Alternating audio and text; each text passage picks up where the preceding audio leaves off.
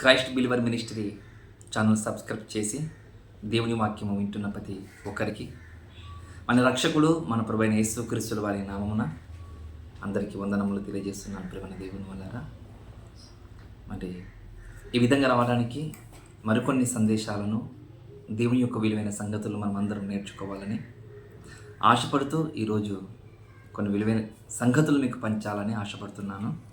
మళ్ళీ దీని నిమిత్తం కోసము మీరు ప్రార్థన చేయండి. ఇలాంటి ఎన్నో వాక్యపు సందేశాలను,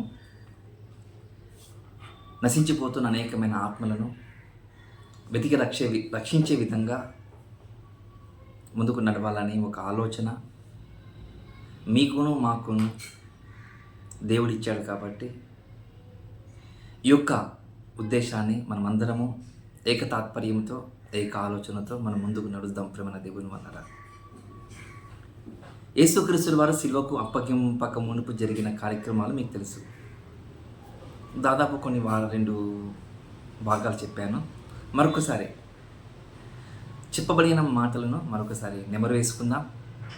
మొదటిది, యేసుక్రీస్తు వారు పసకా పండుగ నాడు ఆయన ఒక శరీరాన్ని, ఒక రొట్టెను, ఒక ద్రాక్షరసం చూపించి ఇది నా శరీరం అన్నాడు.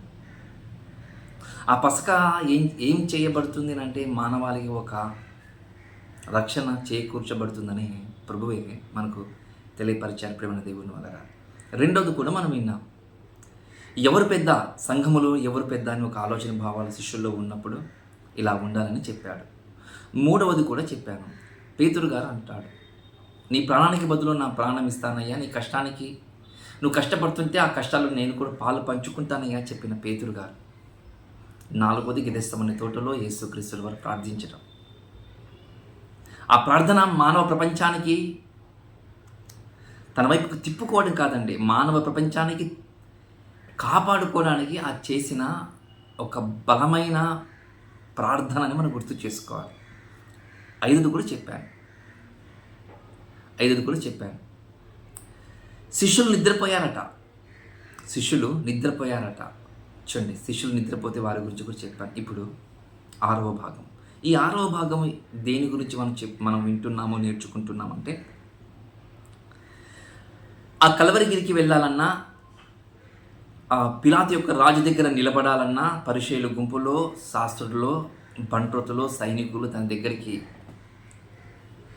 తీసుకొని వెళ్ళాలన్నా ఒక మధ్య వ్యక్తి ఉన్నాడు. ప్రేమ దేవుని వల్ల ఒక మధ్య వ్యక్తి ఉన్నాడు. ఆ మధ్య వ్యక్తి ఎవరో కాదు. ఎవరు ఆ వ్యక్తి అంటే, దేవుని వాక్యము చెప్పినవాడు, ఎన్నో అద్భుతాలు ఆశ్చర్యకార్యాలు చేసినవాడు, ఇంకా బాగా చెప్పాలి అంటే ఒక అపోస్తుడు అని కూడా చెప్పవచ్చు. ఒక అపోస్తుడా అంటే అవును, ఒక అపోస్తుడు. ఎవరు ఈ అపోస్తుడు అంటే, యేసుక్రీస్తు వారిని 30 వెండి నాణేలను తను సొంతం చేసుకొని తనను అమ్మినవాడు ప్రేమ దేవుని వల్ల. అలాంటి ఇస్కరియోతు యూదా సామాన్యమైన వ్యక్తి కాతను. అపోస్తలుడు అంటున్నాడు, పంపబడిన వారు అంటున్నాడు, ఇంకా బాగా చెప్పాలంటే బోధకుడు కూడా చెప్పొచ్చు. బోధకుడు. పాస్టరా అంటే ఆ పాస్టరే తను. మరి అలాంటి పాస్టరు దేనికి లోబడ్డాడో బైబిల్లో మనకు కనబడుతుంది. 30 వెండి నాణాలకు లోబడ్డాడట. మరి అలాంటి ఇస్కరియోతు గురించి మనమేమి నేర్చుకుంటున్నామంటే, ఎన్నో విలువైన సంగతులు మనకు దేవుడు నేర్పిస్తున్నాడు. ప్రేమ దేవుని వల్ల ఎన్నో విలువైన విషయాలు దేవుడు మనకు నేర్పిస్తున్నాడు. చూడండి, ఒక్కసారి మనం జాగ్రత్తగా లూకా గారు రాసిన సువార్త 22వ అధ్యాయములో మనం పరిశీలన చేస్తే, లూకా గారు రాసిన సువార్త 22వ అధ్యాయము మనకు 47వ వచనం జాగ్రత్తగా చూద్దాం. 47వ వచనాన్ని జాగ్రత్తగా చదువుకుందాం. ఆయన ఇంకనూ మాట్లాడుచుండగా, ఎవరు ఆయన అంటే ప్రభువైన యేసుక్రీస్తు వారు. ఆయన ఇంకనూ మాట్లాడుచుండగా, ఇదిగో జనులు గుంపుగా వచ్చిరి. 12 మందిలో యూదా అనబడిన వాడు వారికంటే ముందుగా నడిచి యేసును ముద్దు పెట్టుకుంటకు ఆయన యుద్ధకు రాగా, యేసుక్రీస్తు వారు ఈ విధంగా అంటున్నాడంట, యూదా, నువ్వు ముద్దు పెట్టుకొని మనుషు కుమారుని అప్పగించుకునిచున్నావా అని వానితో అనగా. చూడండి, ఆయన చుట్టూ ఉన్నవారు జాగ్రత్తగా దాన్ని చూచి, ప్రభువా అని కత్తితో నరుకుదుమా అని ఆయనను అడిగిరి. చుండిపోయిన దేవుని వల్ల ఒక మాట కనబడుతుంది మనకు, నువ్వు అప్పగిస్తున్నావా వారిని అంటే, అవును అప్పగిస్తున్నాను అనే విధంగానే తన ముఖము చిన్నబుచ్చుకున్నట్టు చూడండి, తన ముఖమును చిన్నబుచ్చుకున్నట్లుగా మనకు కనబడుతుంది.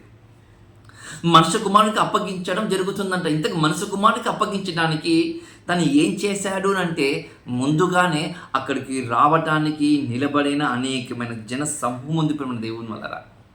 ఎవరెవరు వచ్చారు తన దగ్గరికి అంటే మనకు కనబడుతున్న ఒకటి విషయము, మత్తయి గారు రాసిన సువార్త 26వ అధ్యాయములో 47-50 వచనాలలో జాగ్రత్తగా మనం చూద్దాం. 47-50 వచనాలకు జాగ్రత్తగా మనం చూద్దాం ప్రేమ దేవుని వల్ల. ఇంకా మనకు అర్థం కావడానికి ఆయన ఇంకనూ మాట్లాడుచుండగా 12 మందిలో ఒకడు యూదా వచ్చెను. వానితో కూడా బహుజన సమూహమును కత్తులు గుదియలు పట్టుకొని ప్రధాన యాజకుల యొద్ద నుండి పెద్దల యొద్ద నుండి వచ్చెను. చూడండి, ప్రధాన యాజకుల దగ్గర నుండి కొంతమంది జనాలు వచ్చారట. అంతేకాదు మరొక మాట కూడా కనబడుతుంది, ప్రజల యొక్క పెద్దల నుండి కూడా అక్కడ మరికొంతమంది కూడా వచ్చారని మనకు కనబడుతుంది. ప్రభువు దేవుని వల్ల వచ్చిన వాళ్ళు ఒకటి రోమా సైనికులు, ప్రధాన యాజకులు, అలాగే ఇంకా బాగా చెప్పాలనంటే బంట్రోతులు, అలాగే పరిసయ్యులు. ఈ 4 గుంపుతో కూడుకున్న వ్యక్తులు ఆ గిరస్తమనే తోడకాడికి వచ్చారంట. చూడండి దేవుని వల్ల ఆ 4 గుంపులు వచ్చారంట. అవును, 4 గుంపులు కూడా వచ్చారంట. వచ్చిన వారు సామాన్యంగా రాలేదట. ఎలా వచ్చారంటే కత్తులతో వచ్చారంట, మరణ ఆయుధాలతో కూడా వచ్చారంట. ఎవరు? ఈ 4 గుంపులతో కూడుకున్న పరిసయ్యులు, అలాగే యాజకులు, అలాగే బంట్రోతులు, రోమా సైనికులు ప్రేమ దేవుని వల్ల వీళ్ళందరూ వచ్చారంట. వీళ్ళందరూ వచ్చినప్పుడు మాట్లాడుతున్నారంట. ఏమని మాట్లాడుతున్నారు తెలుసా? ఇస్కరియోతు యూదా నేను వెళ్ళి తనకు 30 వెండి నాణేలతో నేను అమ్ముతానని చెప్పినప్పుడు, బేరసారాలు ఆడినప్పుడు అప్పుడు ఒక మాట కనబడుతుంది ప్రేమ దేవుని వల్ల. ఏమని కనబడుతుంది తెలుసా మనకు? వారితో మాట్లాడుతూ, ఇందులో ఎవరు యేసు? ఆ మసక సంధ్య వేళలో మనుషులు సరిగ్గా కనబడుకుంటున్న సమయములో ఆ తెల్లవారుజామున దాదాపు ఒక 3 గంటల మధ్య జరుగుతున్న సందర్భం ప్రేమ దేవుని వల్ల. ఆ సందర్భంలో జరుగుతున్న ఈ విషయాన్ని యేసుక్రీస్తు వారు మేము ఎలా గుర్తుపెట్టుకోవాలి అని అన్నప్పుడు, యేసుక్రీస్తు మీరు గుర్తుపెట్టుకోవడానికి ఒకే ఒకటి, ఏంటిది ఆ గుర్తు అంటే, నేను వెళ్ళి అతన్ని ముద్దు పెట్టుకుంటానని చెప్పారు. చూడండి దేవుని వల్ల నేను వెళ్ళి ముద్దు పెట్టుకుంటాను. ఆ వ్యక్తికి మీరు బంధించని విధంగా బేరసారాలు ఆడి తన దగ్గరకు వచ్చి ఏమి తెలియని వాడిగా వచ్చి ముద్దు పెట్టుకుంటున్నాడు. చూడండి, ఈరోజు ఎలాంటి వారు ఉన్నారు తెలుసా మన క్రైస్తవ సమాజంలో? అద్భుతంగా ఉన్నటువంటి దేవుని వారు ఇలాంటి వారు చాలామంది ఉన్నారు. చూడు, ఇలాంటి వారు చాలామంది ఉన్నారు. ఏం చేస్తారో తెలుసా? వాళ్ళు మనసులో కపటం పెట్టుకొని, మనసులో ఈర్ష్య పెట్టుకొని, మనసులో రాగద్వేషాలను పెట్టుకొని మన మీద వాళ్ళు ఎంత ముద్దుగా మాట్లాడతారో తెలుసా? మంచిగా 32 పండ్లు కనపడే విధంగా నవ్వుతూ వందనాలు బ్రదర్ అంటారు. చూడండి, ఎందుకు వందనాలు అని అంటే వాని మనసులో ఏదో ఉంది. అలా ఉంది కాబట్టే వాడు మనల్ని చూసి ఒక రకంగా వందనాలు చెబుతున్నాడంటే వీరు ఎలాంటి వాడు అంటే మనకు కనబడుతున్న విషయం ఒకటే, ఇస్కరియోతు యూదా లాంటివాడు. మరి ఇస్కరియోతు యూదా ఒక బోధకుడు అంటే అవును, ఒక పాస్టర్ అంటే అవును, అపోస్తలుడు అంటే అవును, నీకన్నా ఎక్కువగా వాక్యం చెప్పినవాడు, అద్భుతములు చేసేవాడు. అలాంటి వాడు యేసుక్రీస్తు వారి దగ్గరికి వచ్చి ఏమి తెలియని వాడిగా వచ్చి ముద్దు పెట్టుకుంటున్నాడు. ఈరోజు క్రైస్తవ సమాజములు ఇలాంటి విశ్వాసులు, ఇలాంటి బోధకులు ఉన్నారా లేదా? ఇలాంటి వారు ఉన్నారంటే వీరు ఏ జాతికి చెందిన వాళ్ళు అంటే ఒకే ఒక జాతికి చెందిన వాళ్ళు. వీరు ఇస్కరియోతు యూదా జాతికి చెందిన వాళ్ళు ప్రేమ దేవుని వల్ల. ఇస్కరియోతు యూదా జాతికి చెందిన వాళ్ళు. ఇంకా బాగా చెప్పమంటారా? తన వెంటనే నడిచాడు, రొట్టెలు తిన్నాడు, చేప ముక్కలు తిన్నాడు, తన అడుగు జాడలు నడిచాడు. ఎన్నోసార్లు వెళ్ళండి, సమీప గ్రామాలకు నువ్వు వెళ్ళి నశించిపోతున్న ఆత్మలకు వెతికి రక్షించే విధంగా మీరు వెళ్ళండి, వందనములు చెప్పండి, మీరు చేర్చుకున్న వారికి ఆ కుటుంబానికి దీవెన ఇచ్చిరండి అని చెప్పిన యేసుక్రీస్తులో వారు ఇస్కరేతు యూదా మాట విని వెళ్ళినవాడు, అనేకమైన కుటుంబాలకు దీవెన వచనము చెప్పినవాడు. అలాంటి ఇస్కరేతు యూదా పడిపోయాడు. దేనికోసం? డబ్బు. ఈరోజు దైవ సేవకులు అనేవారు ఎందరో ఈరోజు డబ్బు మీద ప్రాణం పెట్టుకొని బతుకుతున్న దైవ సేవకులు ఉన్నారు. ప్రేమ దేవుని వలరా దైవ సేవకులు ఉన్నారు. ఒకడొకడు దశమ భాగం అంటారు చూడండి. దైవ సేవకులు దశమ భాగం ఇవ్వండి అంటారు చూడండి.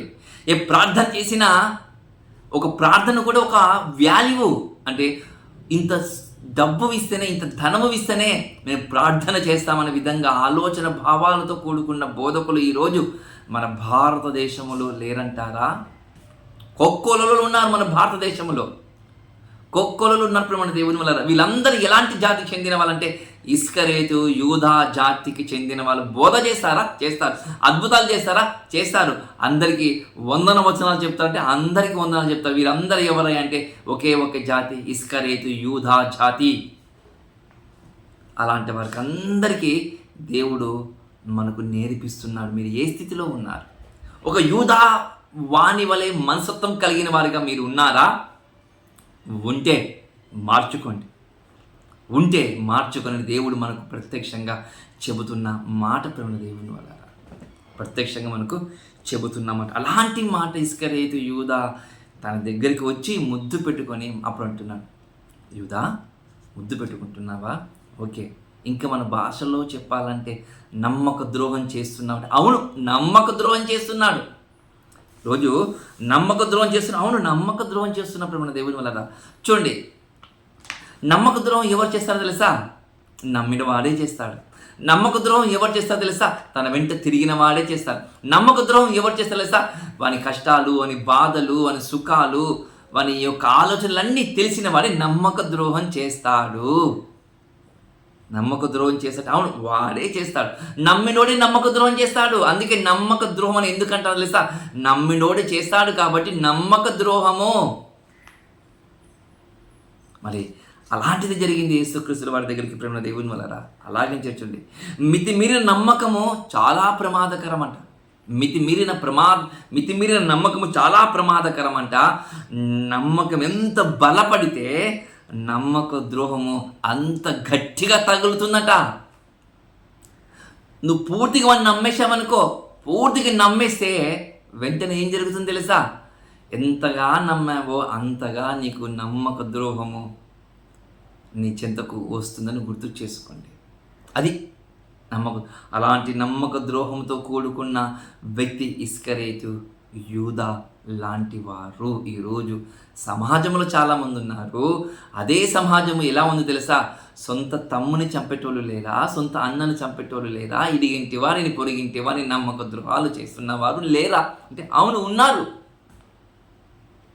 మళ్ళీ ఇదే లక్షణాలు ఈరోజు క్రైస్తవ సమాజంలో లేరంటే ఉన్నారు. వీళ్ళు కూడా నమ్మక ద్రోహం చేస్తారంటే వీళ్ళు కూడా నమ్మక ద్రోహం చేస్తారు. ఎవరు? విశ్వాసులు. బోధకులు నమ్మక ద్రోహం చేస్తారంటే అవును, బోధకులు కూడా నమ్మక ద్రోహం చేస్తారు. మన దేవుని వల్ల చూడండి. అలానంతా పెట్టుకొని దేవుడు మనతో మాట్లాడుతున్న ఒక మాట కనబడుతుంది మన దేవుని వల్ల. ఏమంటారు చూడండి ఒకసారి. అదే లూకా గారు రాసిన సువార్తలో ఒక విలువైన సంగతి మనం చూద్దాం. అప్పుడు యూదా, నీవు ముద్దు పెట్టుకొని మనసు కుమారునికి అప్పగించుకొనిచున్నావా అని వానితో అనగా.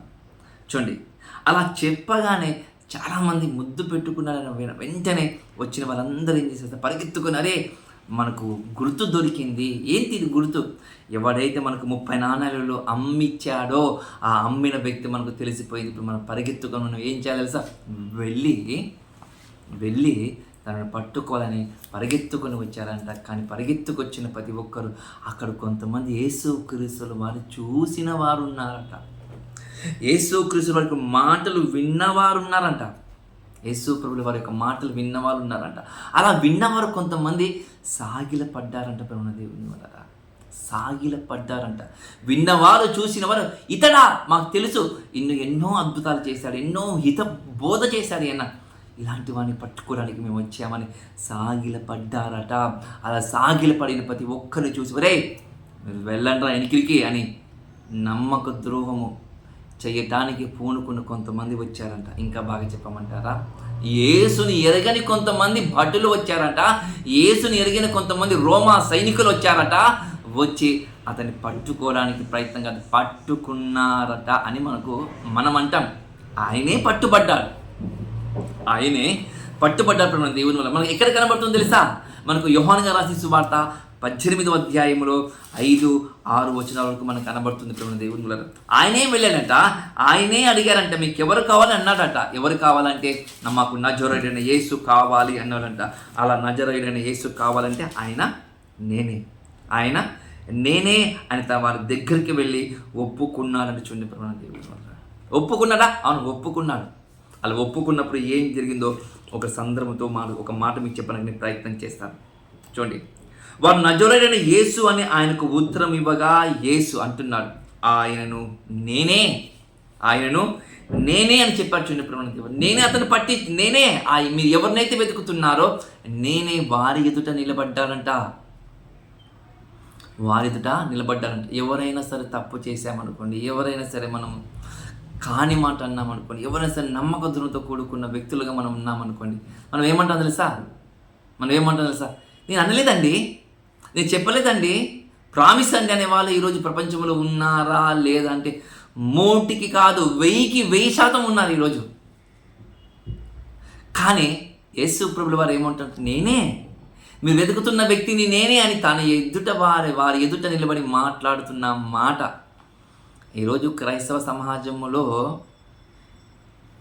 రాజకీయ యొక్క రంగములో ఉన్న కొంతమంది విశ్వాసులు సంఘ పెద్దలుగా నిలబడి ఇక్కడ ఒక మాట మాట్లాడి అక్కడ ఒక మాట్లాడి వారు ఏమంటారు? కొంతమంది మనుషుల యొక్క ఆలోచనలు పురికొల్పించి గొడవకు సిద్ధం చేసే విధంగా, మాట్లాడకు సిద్ధం చేసే విధంగా, అల్లరితో సిద్ధం చేసే విధంగా మాట్లాడతారు. చూడండి, అలా మాట్లాడిన తరువాత వాళ్ళు నేను అనలేదు, మీకు ఇంత గట్టిగా మాట్లాడడానికి మీకేం రైట్స్ ఉన్నాయని ఎవరైనా అడిగారు అనుకోండి, అదిగా ఆయన మాకు నేర్పించాడు, ఆయన మాకు పురికొల్పించి పంపించాడంటే నేను చెప్పలేదు, మీరు అన్ని అబద్ధాలు ఆడుతున్నాడు, ఇంతవరకు మిమ్మల్ని దూషించాడు, ఇప్పుడు నన్ను దూషించడానికి సిద్ధమవుతున్నారని తిరిగి మనం వారి మీదనే మాట్లాడే యొక్క భావాలతో కూడుకున్న మనస్తత్వం మనకు లేదంటారా? ఈరోజు ఉంది, అలా ఉంది. కాబట్టి ఇప్పుడు మన దేవుని వల్ల యేసుక్రీస్తుల వారు అది చూసి, అయ్యో ఈ మనుషుడు దేనికోసం అమ్ముకుంటున్నాడంటే ధనము కోసమే కదా, మళ్ళీ ధనము కోసం అమ్ముకుంటున్న ఈ మనిషికి నేనే అది ఇచ్చాను కదా, ఒక టెజరస్ పోస్ట్ ఇచ్చాను, ఆ కానుకలు తీసుకోవడం మనకి సరిపోలేదా? కానుకల సంచి తన దగ్గర ఉన్నా కూడా, కానుకలు ప్రతిరోజు తీసుకుంటున్నా కూడా మన ఆశ చాలలేదంట. చూడండి, మన ఆశ చాలలేదంట. చూడండి, ఇంకా కావాలి డబ్బు, ఇంకా కావాలి ధనము, ఇంకా కావాలి ధనం అని చెప్పుకుంటూ వెళ్ళిపోతున్నారంట ఇస్కరియోతు యూదా. ఈరోజు కూడా చాలామంది ఉన్నారు. చూడండి, చాలామంది పెద్ద పెద్ద దేవాలయాలు, క్రైస్తవ యొక్క దేవాలయాలు నడిపిస్తున్న బోధకులు, ఇక్కడ ఒక సంఘం ఉంటుంది, ఇక్కడ వాక్యం ప్రకటిస్తుంటే మరొక చోట మరొక సంఘం ఉంటుంది. ఆ సంఘం వచ్చి అలా కూర్చోవాలట, ఒక ఫంక్షన్ హాల్ కూర్చొని ఒక ఎల్ఈడి టీవీ పెట్టి మాట్లాడుతుంటే ఆ మాటలు వినాలంట, కానుకలు వేయాలంట. ఆన్లైన్ బోధ. అలాంటి వారు ఈరోజు లేరా అంటే ఉన్నారు.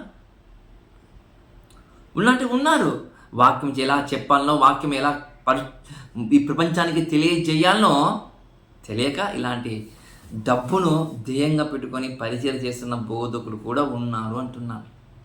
చూడండి మన దేవుని వల్ల ఇలా చెబుతూ ఒక మాట మనం గుర్తు చేసుకోవాలి. మన దేవుని వల్ల ఇస్కరియోతు యూదా గారి గురించి, అతని గురించి ముందుగానే ఒక మాట రాయబడింది కదా అంటే, అవును అతని గురించి ముందుగానే రాయబడింది. అయినా కూడా ముందుగా కూడా తెలిసిన యేసుక్రీస్తుల వారు వాని గురించి తన పక్కలున్న 11 మంది అపొస్తలులకు ఒక్క మాట కూడా చెప్పలేదు.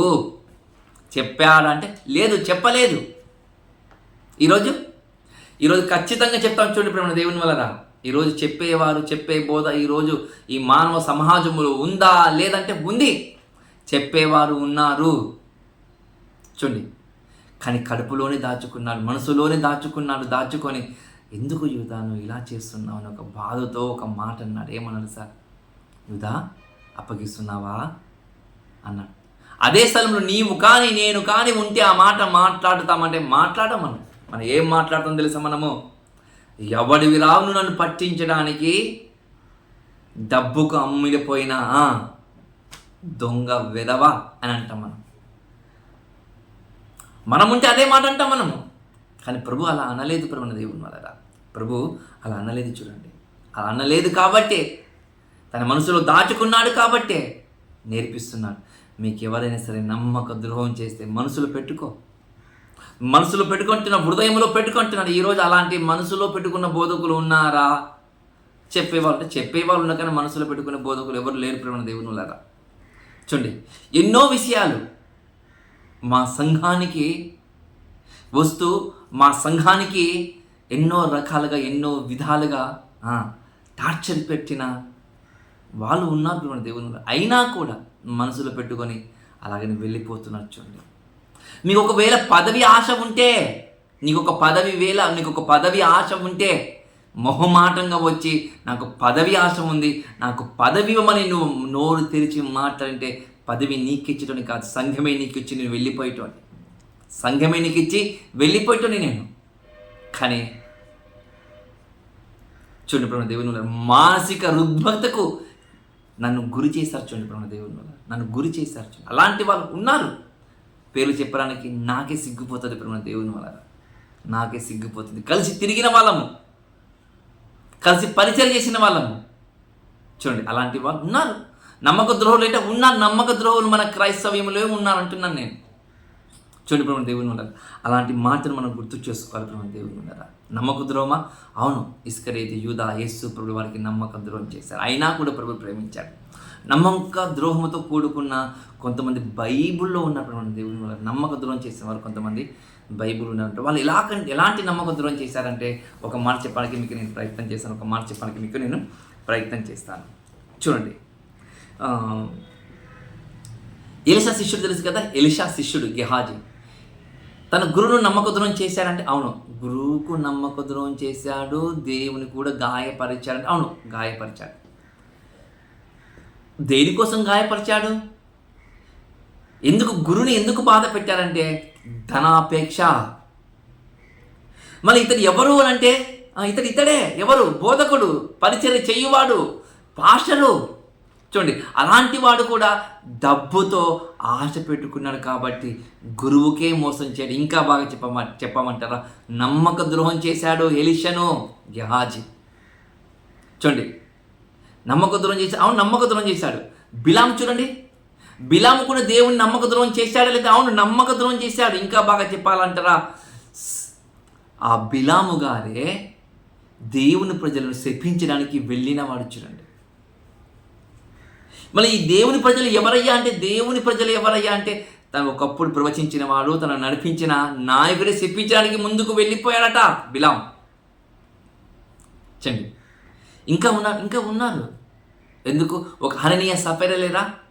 వాళ్ళు దేవునికి నమ్మక ద్రోహం చేయలేదా? పేతురుకి నమ్మక ద్రోహం చేశారా లేదా? పేతురుకి నమ్మక ద్రోహం చేశారు, పాస్టర్ గారికి నమ్మక ద్రోహం చేశారు.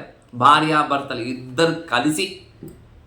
చూడండి, భార్యాభర్తలు నమ్మక ద్రోహం చేశారు, భార్యాభర్తలు నమ్మక ద్రోహం చేశారు దేవుని వల్ల. ఇంకా బాగా చెప్పమంటారా? తన ప్రాణాలనే ప్రాణాలనే పోయే విధంగా నమ్మక ద్రోహం చేసింది ఒక తల్లి. ఎదుటివాని ప్రాణం పోయే విధంగా, అవును, ఎదుటివాని ప్రాణం పోయే విధంగా నమ్మక ద్రోహం చేసిందంట. ఎవరు అమ్మ అంటే దెలీలా. నమ్మాడట, పాలన బుజ్జిగింపు చేసిందంట, తన బలం ఎక్కడుందో చెప్పేసిందంట. నమ్మక ద్రోహం చేయలేదా సంసోను కంటే? అవును, సంసోనుకు నమ్మక ద్రోహం చేశారు. చూడండి, ఇలా చెప్పుకుంటే చాలా బైబిల్ చాలామంది ఉన్నారు దేవుని వల్ల. నమ్మక ద్రోహం చేసిన వాళ్ళు ఉన్నారు కాబట్టి వద్దు అంటారు దేవుని వల్ల. చూడండి, ఈరోజు మనకు దేవుడు నేర్పిస్తున్న విధానం ఏమో తెలుసా? నీకు నమ్మక ద్రోహం చేసేవారు నీ పక్కనే ఉంటారు, నువ్వు చాలా జాగ్రత్తగా ఉండు. అందుకన్నాడు, మనుషుల పట్ల మీరు జాగ్రత్తగా ఉండండి అన్నాడు. చూడండి, మనుషుల పట్ల అంటే అవును, మనుషుల పట్ల జాగ్రత్తగా ఉండని అన్నాడు. చూడండి ప్రభుని దేవుని వల్ల మళ్ళీ ఈ ఇస్కరియోతు యూదా ఎలా అప్పగించాడు మీకు తెలుసు అనుకుంటాను, ఎలా ముద్దు పెట్టుకున్నాడో తెలుసు అనుకుంటాను దేవుడు. చివరికి ఎవరు బాగుపడ్డాడంటే బాగుపడలేదు. బాగుపడ్డాడా? గెహాజీ బాగుపడ్డాడా? లేదు. హననీయ సఫైరా బాగుపడ్డారా? లేదు. బిలాము బాగుపడ్డాడా? లేదు. మరి ఇస్కరియోతు యూదా కూడా బాగుపడ్డాడు? బాగుపడలేదు. చివరికి ఏమయ్యాడో మీకు తెలుసు, ఉరు పెట్టుకొని చనిపోయిన వాడు ఇస్కరియోతు యూదా. చూడండి, దుష్టుడు కూడా ఈరోజు అలాంటి కోణంలో మనల్ని నడిపిస్తాడేమో జాగ్రత్తగా మనం చూడాలి దేవుడు గారు. దుష్టుడు కూడా ఒకవేళ మనకు నడిపిస్తాడేమో జాగ్రత్తగా మనం చూడవలసిన అవసరం చాలా చాలా ఉంది. కాబట్టి అందుకన్నాడు, శరీరాశను అలాగే నేత్రాశను జీవగుణముకు గురి కావద్దని, అవి లోకానికి వ్యతిరేకము, వీటితో సహవాసంగా ఉండొద్దని చెప్పాడు దేవుడు. అది చూడండి, మీరు కూడా అలా ఉండొద్దని దేవుడు చెప్తున్న మాట. ఇది 6వది దేవుడు. 7వది కూడా చెప్పడానికి ప్రయత్నం చేస్తాను. 7వది ఏం జరిగింది అంటే మీకు తెలుసు, ఎప్పుడైతే పట్టుకోవడానికి వచ్చిన ఆ యొక్క ప్రధాన యాజకులు, శాస్త్రులు, ప్రధాన యాజకులు, అలాగే బంట్రోతులు, రోమా సైనికులు, పరిచయులు వచ్చారో, అందులో ఆ పరిచయుల యొక్క ఒక దాసుని చెవిని నరికాడు పేతురుగా. ఇలా చెవిని నరికిన ఈ పేతురు గారు ఏం చేశారు తెలుసా? ప్రభు అంటే ప్రాణం, ప్రభు జీవనంలో ఎంత ప్రాణం అంటే, నా ప్రభుని పట్టుకుంటారా నువ్వు? నా ప్రభుని నువ్వు నన్ను తీసుకెళ్తావా? ఎవడొస్తాడు రండిరా చెప్పిన వారు. అప్పుడు వెంటనే కత్తి దూస్తాడంటే పట్టుకున్న వానికి చెవి అలాగన్నాడంట, తెగి కింద పడిందంట. చెవి కింద పడితే ఓకే, పేతురుతో అంటున్నాడు, పేతురు కత్తి పట్టుకున్నవాడు కత్తితోనే పోతాడు. నువ్వు మోసం చేసావా? మోసంతోనే ఖచ్చితంగా నువ్వు గురవుతావు. నువ్వు అన్యాయం చేసావా? అన్యాయంతో నీ జీవితం దెబ్బ పడుతుంది. చూడండి, నువ్వు ఏది చేసినవా నీవు తీసిన గుంతలోనే నీవు ఖచ్చితంగా పడతావు. అది దేవుని ధర్మం. అది దేవుని ధర్మం. కపటంగా వచ్చావా? అది నీ దగ్గర ఖచ్చితంగా మరొకడు కపటంగా వస్తాడు అని ఇలాంటి మాటలు వింటుంటే కొన్ని మాటలు బైబిల్ విచిత్రంగా కనబడతాయి ప్రేమ దేవుని వల్ల. నువ్వు ఎదుటివాని భార్యను చూసి నువ్వు సకిలించావనుకో, నీ భార్యను చూసి ఇంకొకరు సకిలిస్తాడట. నువ్వు ఎదుటివాని భార్యను చూసి నీవు ముద్దుగా ఉందన్నావనుకో, నీ భార్యను చూసి మరొకడు ముద్దుగా ఉందంట ప్రేమ దేవుని వల్ల. అంటాడా అంటే ఖచ్చితంగా అంటాడు. జాగ్రత్త. ఎంత జాగ్రత్తగా ఉండాలో అంత జాగ్రత్తగా ఉండాలి. చూడండి, కత్తి పడుకున్నాడు, చెవి నరికాడు, చెవి కింద పడిపోయింది. అలా చెవి తెగిపడిన భటుని పేరు మలుకు. ఆ మలుకు ఏం చేసి తెలుసా ప్రేమ దేవుని వల్ల? అలాగే బాధపడుతున్న సమయంలో పేతురు గారికి చెప్పి ఒక మాటను ఖండించి గద్దించి తన బుద్ధి చెప్పిన తర్వాత తెగిపడిన ఆ చెవిని, లేకపోతే ఒకవేళ గాయపడిన ఆ చెవిని బాగు చేశాడు. ఎందుకు బాగు చేయాలి? ఆ మలుకు యొక్క చెవిని ఎందుకు బాగు చేయాలి చెప్పండి అంటే ఏం చెప్తాం? స్వస్థత వరం ఉంది కాబట్టి చేశాడంటాం. మనకు అంతే తెలుసు. మనకు బైబిల్ తెలిసింది ఒక్కటే, స్వస్థత వరం ఉంది కాబట్టి చేశాడు. స్వస్థత వరం ఉందని అక్కడ బైబిల్లో చెప్పడం లేదు ప్రేమ దేవుని వల్ల. స్వస్థత వరాలతో కూడుకున్న వ్యక్తి ఓకే, అది పక్కన ఉంచుదాం. కానీ చేయవలసిన అవసరం ఏమో తెలుసా? ధర్మశాస్త్రం ప్రకారముగా ఎవరైనా సరే, రోమా సైనికునికి ఎవరైనా బాధ పెట్టారా, ఖచ్చితంగా ఇమీడియట్లీ ఒక రోమా సైనికునే బాధ పెట్టారు, ఒక రోమా సైనికుని గాయపరచారు కాబట్టి వెంటనే వెళ్ళి త్వరగా గాయపరిచిన వ్యక్తిని పట్టుకోవాలని, శిక్షించాలని రాజు అధికారికి, గవర్నర్ దగ్గరికి వెళతారు. అలా వెళ్ళినప్పుడు మరణదండన విధిస్తారు, శిక్షను విధిస్తారు.